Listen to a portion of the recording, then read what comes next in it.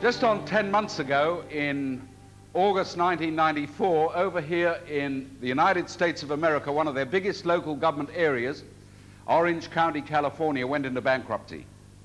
And all of a sudden, overnight, there was no money to pay school teachers or to pay the fire service or to do government contracts. The thing had closed down. Billions of dollars were out of existence. So the Supreme Court of California issued an injunction that no bank or any other institution that held securities on Orange County, California, could sell them until they had had an inquiry to find out what had happened. They might just as well have saved their breath, because within hours, banks were flogging those securities for anything they could get, trying to get at least perhaps half back or a quarter back, and the court was just totally ignored. And they're still trying to unravel what happened in Orange County, California. They've discovered that a lot of the money was missing through gambling on what they call the derivatives market, and the chief executive officer of that area was mainly responsible. So finally they've had to pump some cash in from the Federal Reserve Bank to try and keep Orange County, California going. Now, we're not talking about a little council, we're talking about an area bigger than Tasmania. In the same California where that took place in August, 2 years ago, they had the whole state ran out of money. It wasn't actually formally bankrupt, but it had no cash at all. So if you worked for that government, or you had a contract or something, what happened was you got your pay or your finance in an envelope which was just in the form of an IOU from the Californian government until they had enough money to cash it again. And that meant you picked up your envelope, I owe you $540, Californian government, and people went down to the bank and they said to the bank, this is government guaranteed, can you please let us have some cash? And then invariably the bank charged them interest on that until it came good again, and then finally the banks jacked up because they weren't too sure if the money was going to come through or not. So as soon as that happened, a new market started in IOUs, and it was like a futures market. And if you had a bundle of these things, let's say $5,000 worth, you went down to the local supermarket and you said to the manager of the supermarket, look, I've got $5,000 worth of these things, can you give me, say, $3,000 worth of groceries and take a punt on it? And he was now scratching his head. He wasn't too sure whether to trust these things or not. He might make a killing or he might lose out. So this market in IOUs began to waver up and down, and finally, when it had reached the stage they had to pump some more created money in from the Federal Reserve, there were $2.3 billion worth of IOUs floating around California that had to be redeemed. Now that Orange County thing happened last August. Round about November, the news came through that this economy down here, Mexico, had gone into bankruptcy. We weren't told in the news flashes it was the third time they've gone bankrupt since 1982. And this was much worse than anything they'd had before. Let me give you a picture. 1982, when Mexico went bankrupt, it had debts of $80 billion. In 1994, when they went bankrupt, just the repayments were $80 billion, not the total debt. It was much higher than that. So the United States President Clinton announced publicly that a rescue package would be put together to try and get Mexico out of this mess, because if they didn't do it, the whole world financial system was in trouble. Mexican securities, like other third world country securities, were held by banks right throughout the world. There was panic going on in Europe and in the United States about whether the Mexican money system would collapse. Within hours of that bankruptcy, 250,000 Mexicans were thrown out of work onto the unemployment queue, and inflation went to 200%, and interest rates went to 90% per month, not per year, per month. How lucky we are in Australia. Now, what happened was the banks in Wall Street said, yes, we'll stitch together another rescue package to lend to Mexico so they can use that money to repay what they borrowed previously. But we want a guarantee, which is that if Mexico can't pay, the American taxpayers will pick up the tab. And they've done this a number of times before, and Americans are getting more and more annoyed about having to underwrite loans for banks to third world or any other country for that matter. So this time there was a mass campaign of Americans right across the country writing to senators and congressmen saying, we're not going to underwrite this loan. When it comes down to it, it's my little business. It's my family, it's my farm, and we're not going to do it. So President Clinton put the bill before Congress, which turned it down for the first time in a long period. And he was left really high and dry because he'd already made a worldwide announcement they were going to rescue Mexico. So he went to the International Monetary Fund and the World Bank and said, can we borrow enough money and can we stitch this up together to get Mexico out of trouble? My own people in America have jacked up on the deal. So they put up $20 billion, and then they went to all the central banks around Europe and Asia and tried to get enough together, and they came up with round about 50 billion bucks, which was pumped into Mexico simply to repay money they'd owed previously. And the Mexican economy is staggering back, but the disruption inside is so great that whether it hangs together or not, I don't know, and it'll be back in the same boat within, what, a year or 2 years or 3 years, the way things are going at the present time. But there was one price they were forced to pay for that rescue package, which is the ultimate. They had to hand over the total oil revenues and industry of Mexico to the bankers who stitched together the loan, which is the biggest mechanism they've got to repay money, and now they're left with an ever-increasing loan, ever-increasing interest, and the industries they need to repay that loan have been cut away and taken over by the lenders. They haven't got a dog's chance. And the same is now happening in where the panic has spilled across into Brazil and also into the Argentine, and there's a whole series of third world countries who have been crippled by impossible debt, and they haven't got the means to repay it. That was then followed, as we move towards the end of the year, right over here in our part of the world, by a financial crisis in New Guinea. New Guinea had run out of money, they couldn't balance the books, they couldn't meet external debt payments, and could something be done? So into New Guinea comes the International Monetary Fund and the World Bank to try and work out a policy to stitch New Guinea together. And out came the Financial Review. There was the headline, Papua New Guinea's 6 billion crisis worsens, 30th of December 1994. Could we find some people who would raise money to pump into New Guinea to keep them going? And of course, just south of New Guinea is the big rich uncle called Australia. So it wasn't very long ago that Sir Julius Chan and Prime Minister Keating met in Cairns to work together a financial aid package for New Guinea on the condition that they accepted the rigid, tough conditions of the International Monetary Fund and the World Bank.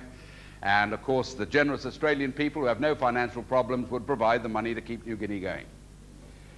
That was December 1994. That was then followed by the news a little bit later on, 1995 now, that the biggest engineering project carried out probably this century in Europe, which was the building of the tunnel under the Channel from England to France, is now virtually bankrupt. It was only opened last year. It cost billions of dollars. It was built by a private consortium. The first 12 months it lost 700 million bucks. And the consortium says we can't afford to keep it open. It's a magnificent thing, but of course, if it's not financial, how do you operate? Would the governments use tax money to buy it back and make it public? In other words, the privatized thing is now reversing over that particular deal. And of course, England and France won't be in it because they've got big financial problems themselves. Over here in France, one of their biggest banks, Credit Lyonnais, is just about at the point of going into receivership. Over in England, they've just lost the oldest bank in the country, Barings Bank, and you probably read the story of that. The real story is an absolute classic because Barings Bank, which has been there for over 200 years, instructed one of their young employees down in Malaysia to start gambling on the derivatives market. Now, what is this thing called the derivatives market? Most producers know something about the futures market. You have futures market in sugar, or in wool, or in copper, or in metals, or various commodities, and you're gambling on what the price is going to be in 9 months' time when you sell. But the derivatives market is not even gambling in commodities. It's gambling on whether an interest rate in Japan will go up or down, or whether the exchange rate in Chile will go up or down, and people are punting huge volumes of money. Here in Australia now, we are transacting through the banks round about $200 billion worth of transactions every 24 hours. And it's estimated 40% of that is going on the derivatives market, which just in Australia's case now is over $2 trillion. Trillion, not billion, trillion. Anyhow, Nicholas Leeson down in Malaya was gambling on the derivatives market. And it was a pretty good punt because the Japanese yen was going up and they were just betting on the Japanese yen, and they might have made a killing except for one thing. They had an earthquake in Kobe, which plunged Japan into a very, very short recession, and down went the yen far enough to sink Barings Bank. So Barings Bank became the big issue, and young Nicholas Leeson, who was on holiday in Malaya, suddenly discovered when he looked at the television that he was now wanted for crime in Singapore. So away he goes to Frankfurt and was arrested there and is now in jail, and they don't know where they're going to try him. It's not him who should be tried, it's the directors of the bank back at home who directed this policy. And you get some classics coming out about this. The Bulletin did an article on what had happened in Barings. Collapsed, taken over by a Dutch group, and this is what it says. Barings, proudly British since Captain Cook, fell under the control of the Dutch ING group. Their first priority was to reassure the executives that their Christmas bonuses totaling $200 million would still be paid. They had to be properly rewarded, you see, after a year in which the bank lost $1.5 billion. Another bank, Deutsche Bank, looked even sillier when it sued Barings for $47 million the day after Barings had collapsed. The big winners were the London newspapers, which had a field day printing Barings jokes. The Independent ran a Lose Your Barings competition. The Reader, who devised an Asian portfolio that lost the most money, won a holiday in Singapore, including a stopover in Frankfurt, where the young guy's in jail. It's become a total farce. That was then followed shortly afterwards by a bill that went before the United States Congress, put up by the Republican Party, that they should simply balance their budget by the year 2001. In other words, the simplest thing, they're not to spend more than they bring in taxes, and they got 6 years to get the book straight. And do you know that that bill was defeated because they reckoned it would cause so much pain in America that it would become politically unstable? They've had to resubmit it, and it got through by 2 votes, but the evidence is that they're not going to be able to do it, and I'll show you why. Over here in Washington, the capital of America, they've now got one central debt of $5.5 trillion. Now, people don't know what trillion means. They're not too sure what billion means, let alone little figures. Let's give you a picture. If you went into your bank and you picked up $1 million in cash, and you said you wanted it in $100 bills, that pile you got would be about 9 or 10 inches thick. You could carry it away and hope nobody saw you do it. But you ask for $1 trillion in $100 bills, and that same stack will be 6 kilometers high. That's the difference between a million and a trillion. Now you take this 6 kilometer stack of $100 bills and multiply it by 5.5, and you're up to about 32 kilometers high in $100 bills. Up through the hole in the ozone layer and out into outer space and flying saucers and cosmic dust and telecom sending messages around the world, all that. And that is the bill that Washington's got. It's not the state's debts or business debts or private debts or mortgage debts or those sort of debts. It's just one government debt. The total debt of America now is coming up towards 20 trillion. Now, bad enough as it is, they're being told the most ghastly lie about how they're going to solve it. The American people who know the country is going into bankruptcy are being told this: we can get out of this by getting leaner and meaner and more efficient and more competitive.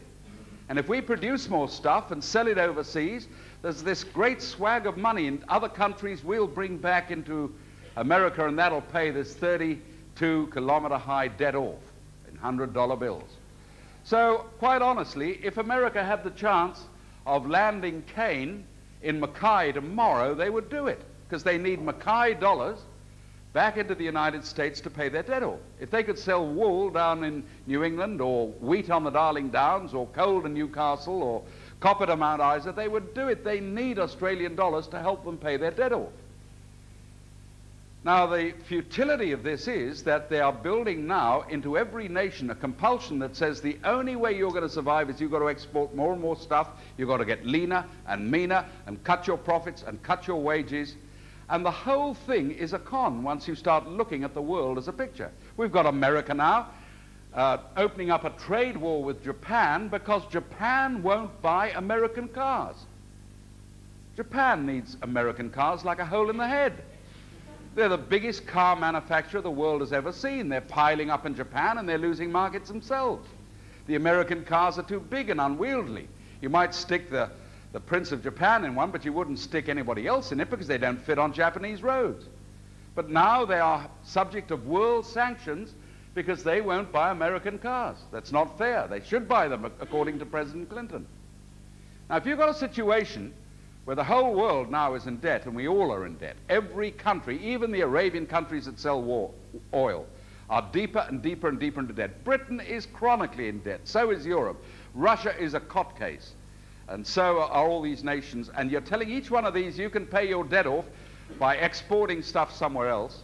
Where do you end up with this thing? I mean, I've got nothing against exports so long as we get back what we really want. But look at the message of a Canadian economist by the name of Professor Naylor at McGill University, who said in a book that he's published not long ago, we were able at our university to put the whole course of world trade onto a computer. We've never been able to do this before. And we had this theory that trade simply balanced out, and if one nation had a credit, another one would have a debt. But he said, we put every export, every import, every trade deal, every check, every payment, every cross credit onto a computer, and then we got a picture out which told us the impossible. The world as a whole is now running a huge trade deficit with itself every 12 months. And he said in that one program out of the computer, it blew every economic theory that we've got out of the water, because we've taught it balanced, and here it didn't. So he said, in confusion, we wrote to the International Monetary Fund and asked the question, can you explain what's going on? And they said, we are aware of this growing, ever-growing world debt that can't be paid, but there's no logical explanation at the moment. They did this in the usual bureaucratic jargon. So every year we put it in our world figures of the economy under the heading asymmetries, which is a lovely word you need to remember, because if anybody ever asks you a question saying, what about this or what about that, and you don't know what the answer is, you say, well, of course that comes under the heading of asymmetries. And they walk away thinking, what a genius you are. What it really means is nobody knows what the answer is. Now, there is a logical and obviously beneficial side to world trade. Nations send out stuff they've got surpluses of and bring in what they don't produce themselves. But if you have put an artificial thing onto that that says to every nation you've got to cut into new export markets and export more than you're importing, and that's the only way you can get out of debt, and you're doing this in a world situation where every nation is going deeper into debt, you've got the ingredients for a trade war like we've never seen.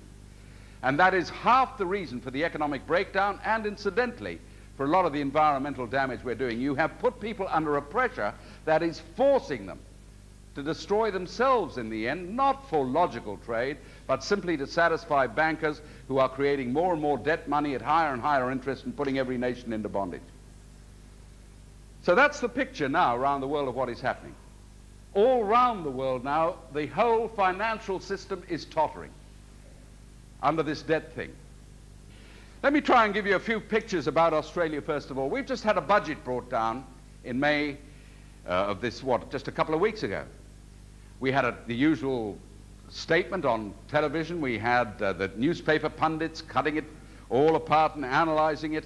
And yet again, at every meeting that I've gone to, I've asked people this simple question. Do you know what the average Australian pays in tax to Canberra? Is there anybody here knows? One person. Good on you. Now, it's the first hand I've ever seen go up. Let me try and give you a picture of where this has gone. When Willis brought his first budget down in 1994, we're now talking about just a fraction over 12 months ago. For the first time ever, all the money coming into Canberra in the form of taxes went over $100 billion. And if you wanted to average that out across the people, it came to a fraction over $6,000 for every individual. That's from a little baby that big to the oldest person in the community. $6,000 on average in tax to Canberra. Not state taxes, not local government rates, just Canberra's share. For a mother and father and 2 kids, that's an average $24,000. It's a little bit more, 24,500 bucks. 12 months later, the budget that he brought down, which we've just heard, lifted the average tax per person from just over $6,000 to $7,000 per head. In one 12-month period, our tax went up by $1,000, or let's say $900, which is about the approximate figure for every Australian, which is close to, what, 3,600 bucks for every family. The average Australian mother, father, and 2 kids are now paying 28,000 bucks to just keep Canberra out of trouble. And they get a lot of that back, or some of that back, in social securities and other programs which are very badly spent. That's my own opinion. We'd do much better if we kept the money in our pocket, or part of it, and spent it ourselves. A growing proportion of that is going as interest on debt. And for every living person in this country, we now spend $1,000 just paying interest on debts that our different governments have borrowed, the local council or the state debt or the federal debt, and that is rising rapidly. Now, for a long period, we've been running deficit budgets. In other words, all the tax money comes in, it's not enough for what they want to do, so they borrow some more money, which is just created out of nothing by the Reserve Bank and then tacked onto the foreign debt in the end, onto the national debt, and they spend that. But this year, there was a great blare of trumpets. We haven't got a deficit, because they've now opted for the other choice, which is you flog bigger and bigger and bigger bits of Australia. And so they flog the rest of the Commonwealth Bank, which we started out with to stop this ever happening. And then they flogged the whole fleet of Commonwealth cars of 18,000 vehicles, and then forgot to cost into the expenditure the money they were now going to need to rent cars back from the people who they'd flogged it to. That was completely omitted from the budget expenditure figures.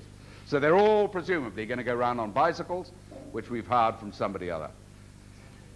The real truth is that we are one of the most overtaxed nations in the world. Second question is, was that budget made in Australia? And my opinion is it was not. Because the night after the budget, Time magazine came out and gave a picture of what was happening, and this is what they said. Australian Treasurer Ralph Willis was making last-minute changes to the federal budget. The media was preparing for their usual blanket coverage. These days, they may be looking in the wrong place. Increasingly, the decisions that dictate Australia's ways and means are not made in the parliaments of Australia, but in the boardrooms and markets of the world. Says Victorian Premier Jeff Kennett, Australia is but a drop of water in the overall scheme of things. Foreign investors now control 40% of Australia's $114 billion bond market, setting the interest rates businesses and governments must pay on their loans.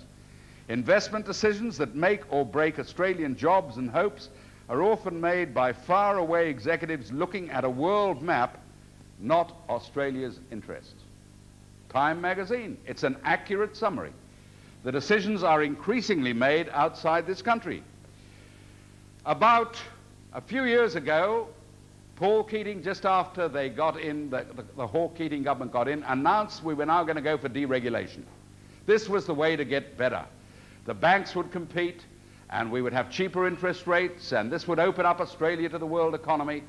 And the guy who was put in charge of that deregulation is a man by the name of Mr. Fred Argy, who is now writing articles saying that it's been pretty detrimental to what Australia is actually suffering. And he's now coming under attack himself. He did a major feature article in the Financial Review in the middle of April in which he says it has produced a number of things.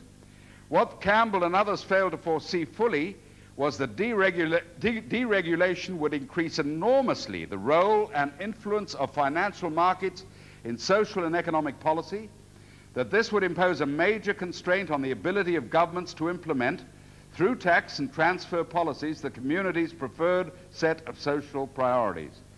Political agendas are being increasingly dictated by what the big players in financial markets, mainly international funds managers, want. This applies especially to an indebted country like Australia. In that indirect sense, deregulation has undoubtedly been a regressive influence. This is the guy who set it in motion. Now Australia's decisions are being made from outside this country and not by our parliaments. That is obvious. So the end result is something like this. Since deregulation started, we have wiped out 150,000 farmers in this country. We started that mad track with a statement by Doug Anthony, of all people, get big or get out. Do you remember that when it first came out?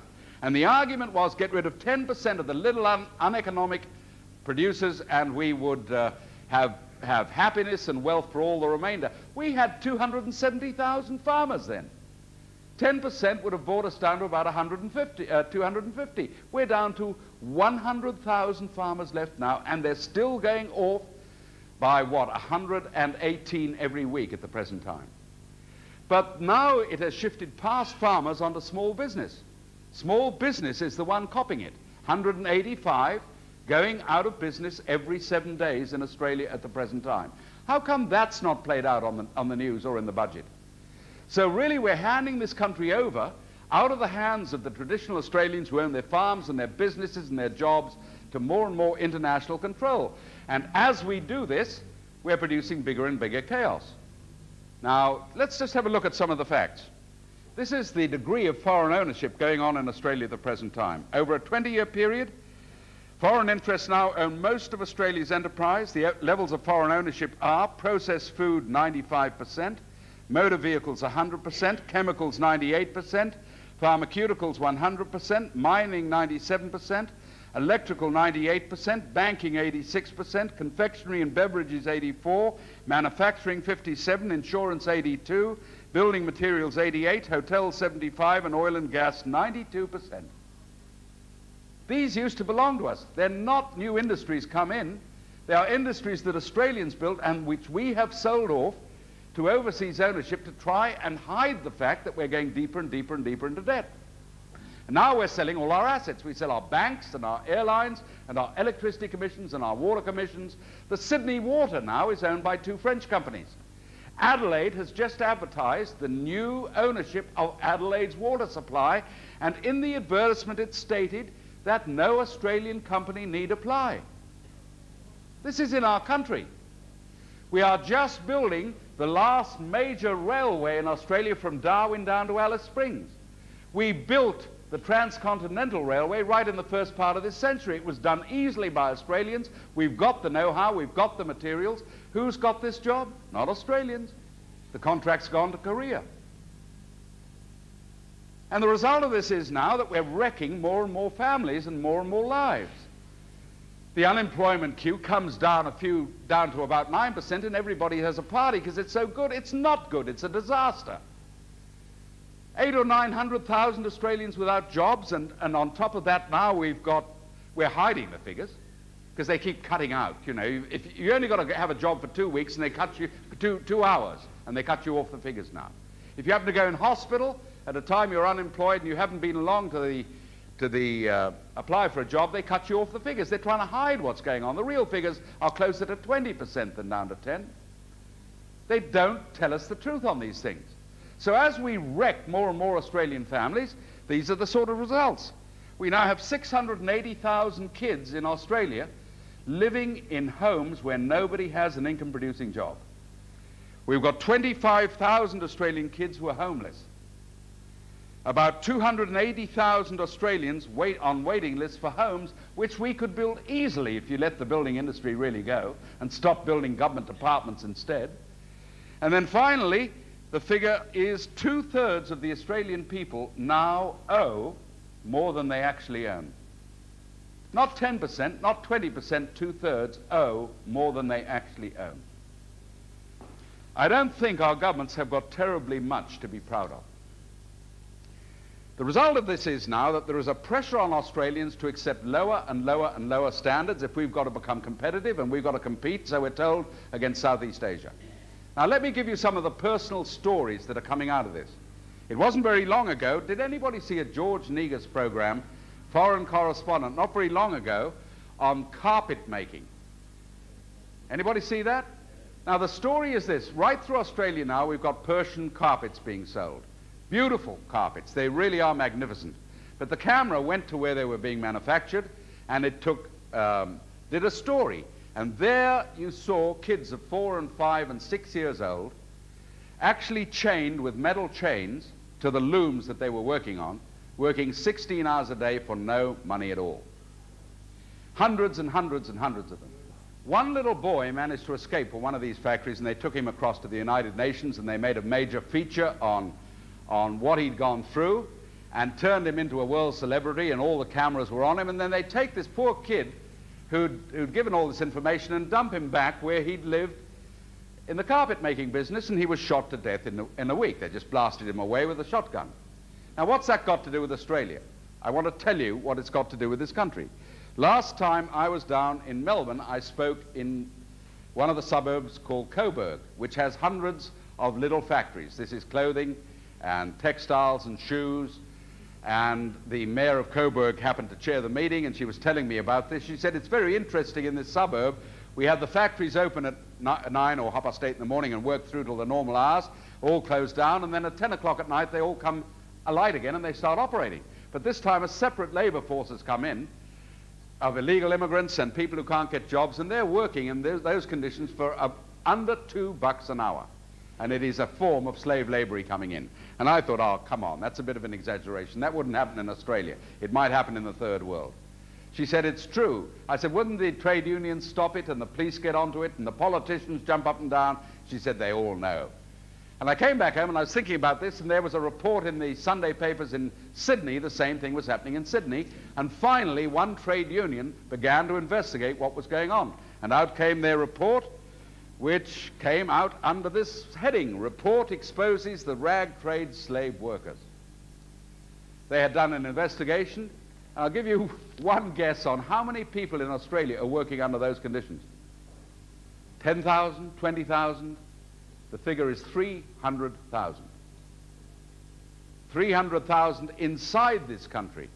Now, what made it staggering to me was that at the time they had that George Negus program on, we had a politician came out and said, look, we shouldn't stop buying carpets, because if we stop buying carpets, it would make it even worse for those kids. How much worse it could get, I cannot think, but nevertheless. But why aren't the politicians dealing with that issue? Because under that slave labor now happening in Australia, ordinary Australians are just thrown out onto the work queue. So then out came the Australian that did a feature article on who is buying their products from that slave labor situation. This is what it said. In its investigation of the industry, the Textile Clothing and Footwear Union of Australia has found that outworkers paid about 1/3 of the award rate are making expensive designer clothes, which sell in many cases in many of the country's leading retailers. Companies as high profile as Jag, Perry Cutter, Laura Ashley, Ken Dunsdon Art and Design, George Gross, Anthea Crawford, Adidas and Country Road are getting their clothes made in those subhuman slave labor factories inside this country. Inside this country. We've got some real problems if we don't wake up and do something about it. So I want to try and give you a picture now about how our politicians reckon this could be solved. Can you all see that map? You all know it anyhow, or most people know it. It's the map of Australia, and it's the traditional map we've had right through this century. And of course, I find even amongst young people, they all recognize that, because it's part of the culture in which we live, quite obviously. And then you say to them, what are these lines in the middle? And I've met a few who aren't too sure, because we don't get this stuff taught in school these days, or in some schools. There are obviously the state boundaries between the various states, and we've divided this into a federation: Western Australia, South Australia, Victoria, New South Wales, Queensland, and the Northern Territory. And everybody understands this because it's built into the culture. How could you live in Queensland without knowing that we have in this state at the present time not only the Sheffield Shield, but the state of origin? It's part of the way we play. What a tremendous game it was, too. And then you say to people, now how did we get these lines drawn in Australia? And now the question mark starts. And I've had some who've said to me, well, of course, that happened back at the time of Captain Cook. He came in and we sort of divided Australia up. The truth of the matter is that it was nearly 100 years after Captain Cook this began to happen. We had a little settlement at Botany Bay. We had one up at Moreton Bay. We had a group down in Tasmania, one or two in Victoria, a little settlement here in Western Australia. And their biggest job was getting enough to eat, let alone cut the country into a federation. But by the middle of the 1800s, those state boundaries had been marked out on foot by surveyors, and we had the federation. And before we ever had this red dot, which is Canberra, we had a capital city in each state, And the best buildings, if you go down to Brisbane, were built before Federation. We'd done a lot of work. We had railways in place. We had post and telegraphs. We had Cobb & Co. operating. We were producing wool. The sugar industry was in place and was producing prodigiously. And it was reckoned that in 1900, Australia had the highest standard of living in the world. And then somebody had this idea, should we have a national government? Because each state had its own government with its own constitution and its own flag. And we could have developed like that as separate countries with a close affinity. But somebody said, why don't we have a central government? There are a few things could be easily done this way. People didn't like that. Once you get central governments, they tax you more and more money, and then they want more and more power and more control over you, and then they become dictatorial. But there was another argument that said, well, look, if we don't do this, we're going to have problems. Are we going to have a separate army, navy, and air force for each state? Or are we going to have separate money systems for each state, or different postage stamps? Or what about foreign affairs? Is every state going to have an embassy overseas and trade works and all the rest of it? Why not have a national government just to deal with a few matters, and then we'll keep the rest of it like it is? So after a lot of argument, the Australian people decided to have a central government to look after a limited number of things, but they were scared stiff that they were going to become too powerful. So they came up with this document, the Australian Constitution, which most people have never seen or heard of. I'm sorry to tell you this, but it's true. It's the most important legal document in the country. It's the title deeds to Australia.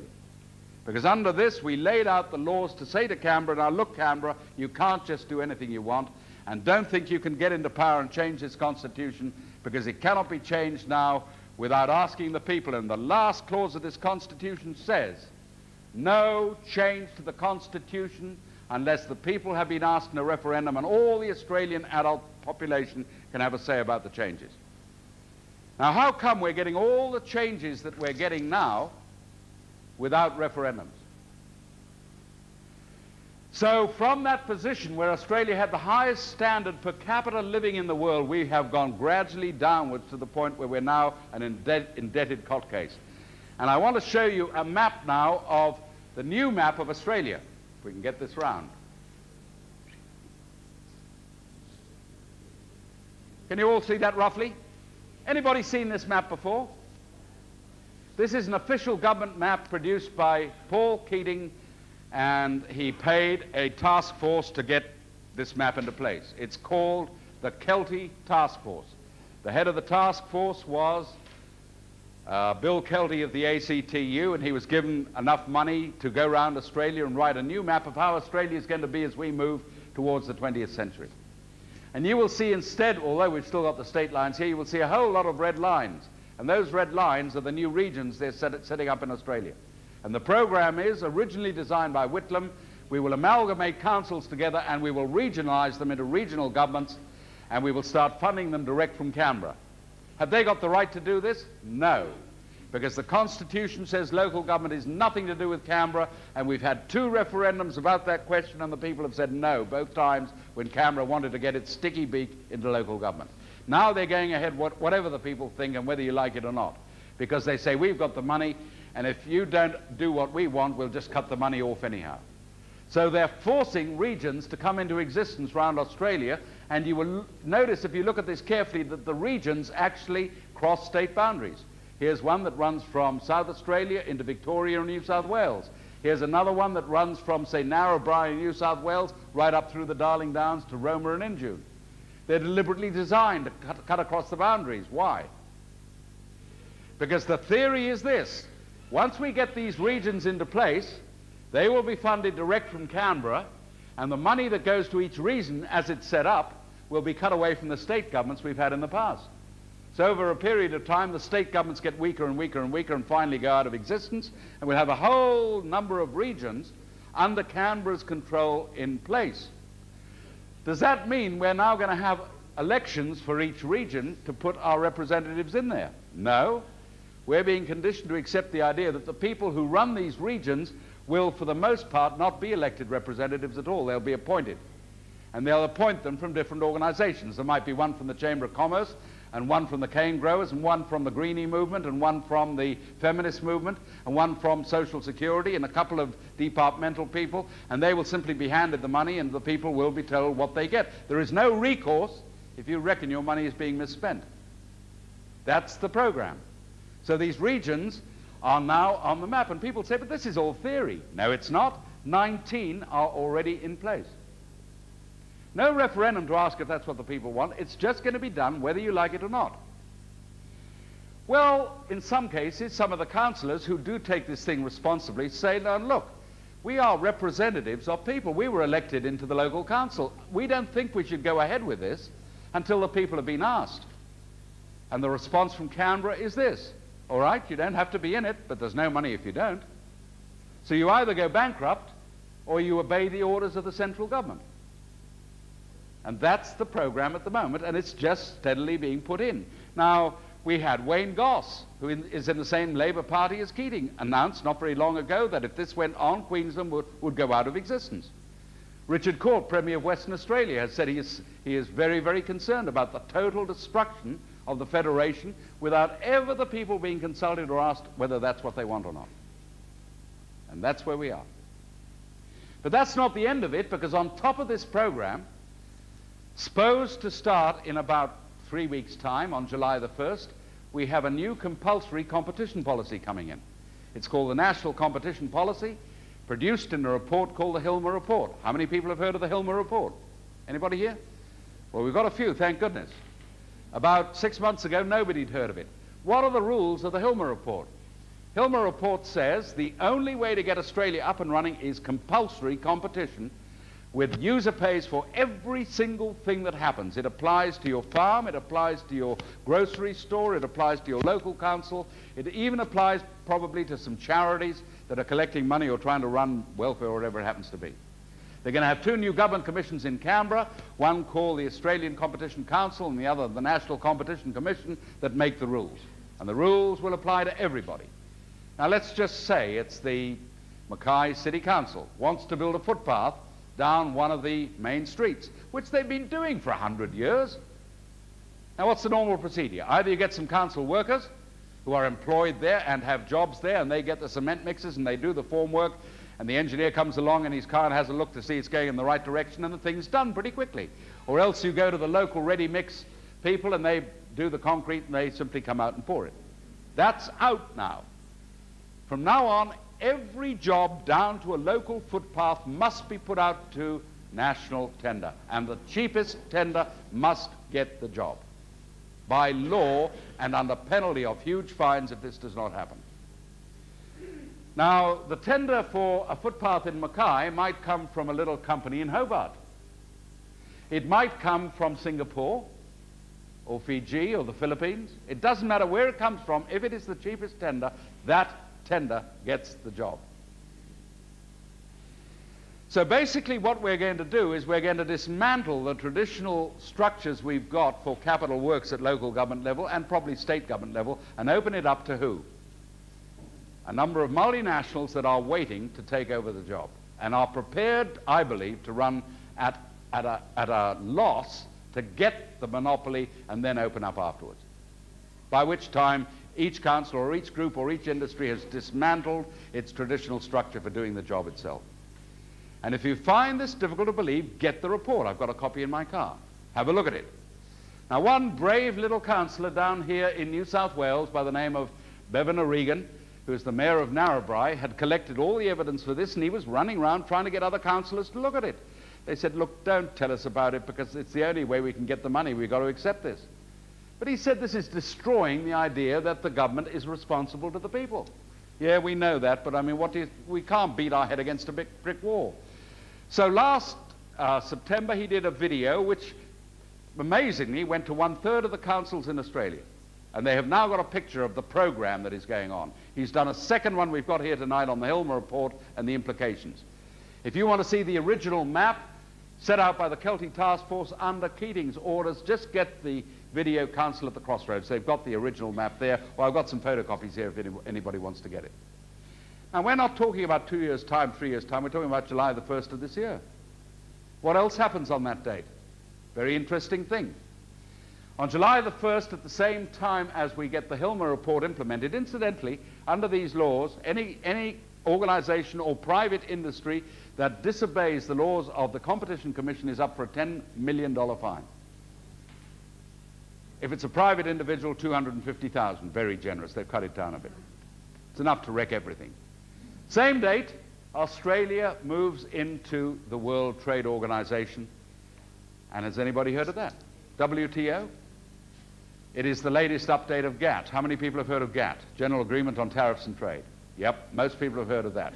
What they don't know now is that GATT has been finalized by the introduction of the third great power in the world, the WTO. We're going to have the World Bank, the International Monetary Fund, and the WTO, the World Trade Organization, which has been set up. They're arguing about where the final headquarters are going to be. The first leader is Mr. Ruggiero from Italy, and we're going to have a world level playing field with the same rules applying to every single nation in the world, whether it's Fiji or whether it's Mexico, which has collapsed, or whether it's Australia. And on July the 1st, Australia will be asked to pass legislation through Canberra enabling this thing to start happening. We've already signed it and ratified it. And if that legislation goes through, basically what we'll have done is deliberately hand over the decision-making process in Australia outside to a world organization for the first time ever to make our laws. Now let me try and bring this down to what it means for local people. You might have a group of primary producers, cane growers in this area, who have worked a very efficient industry for a long period of time, and they own their own mill and all the rest of it. Or you might have some manufacturers here in Mackay who are producing metal parts or components or textiles, whatever it happens to be. Or you've got a trade union looking after its workers. We've had this, and traditionally we have squabbles between them, but it's always in the Australian context. Now all of a sudden each of these different groups here in Mackay start getting new orders coming in. Here are 21 new conditions applied to grain cane. You can no longer have a total monopoly. This is only hypothesis, because this actually hasn't happened yet. You've got to alter the rotation of your crops. You're going to have different marketing schemes. It's got to be open to international tender for different sorts of things. It might be out west where you can only plant certain varieties, and that in some cases you're going to have parts of your farm closed down. Incidentally, this is linked right into the United Nations environmental movement that is now producing mayhem out on farms. And some of the latest ideas are crazy. They're even talking about a $300 license fee for every dam you've got on your property now, with fines if you don't do it, and half the fine goes to the person who dobbed you in. I mean, it's Russian stuff, this stuff coming in. Now, the World Trade Organization issues these orders, so it might write to the trade union group and say, now look, there are a whole lot of new conditions applying to enterprise bargaining. It's got to be done in this way and that way. The manufacturers have got to change the specifications of their machines and their labeling and their coding, and they've got to submit to best management practices and all the rest of this, and this means it's got to come under central inspection. So all these groups, the farmers and the workers and the manufacturers, who do they naturally go to? They get hold of their federal member of parliament or the state member, and they jump up and down and do the usual act. This is ridiculous. We're all in debt. How are you going to do this to us? If you actually try and push this stuff through, it's going to wreck us. And the member of parliament, who was such a nice chap, and they're always nice people, pulls out his notebook and he starts making notes. Yes, I agree with you, and I think this is really very destructive, and I will do my best to make sure that we get this changed. And who did you say it was? And he writes all this stuff down, and everybody goes home and they think, oh, well, he's a pretty good bloke, you know, and he's probably doing his best, and they feel a little bit better off. And 3 months later, there's been no change at all. So they get on the phone to him. What's going on? And he said, well, I'm not sure. I'm still going through the legislation here in Canberra trying to find out where this came from. He's looking in the wrong place. It didn't come from Canberra. It came direct from the World Trade Organization, which has been given permission by our government to make our trade and work laws for the future without having to go through our parliaments. In other words, we have actually transferred the decision-making process out of the hands of elected representatives, out of the hands of the people, to international institutions. And that, to me, is a form, I believe it is treason. Now, if you've got any doubts about this, here's an article that came out in the Weekend Australian, May the 6th and the 7th, by one of the top bureaucrats in Australia. And the heading is, Analyst Predicts Shift to Globalism. And this is what he said: a major shift in political power from national to international levels is inevitable, according to Mr. Gary Sturgis, who was the Director General of the New South Wales Cabinet Office, who made his comments in an address to the Constitutional Centenary Foundation. It is inevitable that we're going to have a shift in decision-making out of Australia to international forums, but he went on to say it won't go all the way. boy, oh boy, it doesn't comfort me much. It's like the young lady who reckons you can have a little bit of pregnancy so long as you don't have too much. Once we start handing decision-making out of this country overseas, we've lost our democracy and our constitution and our freedom.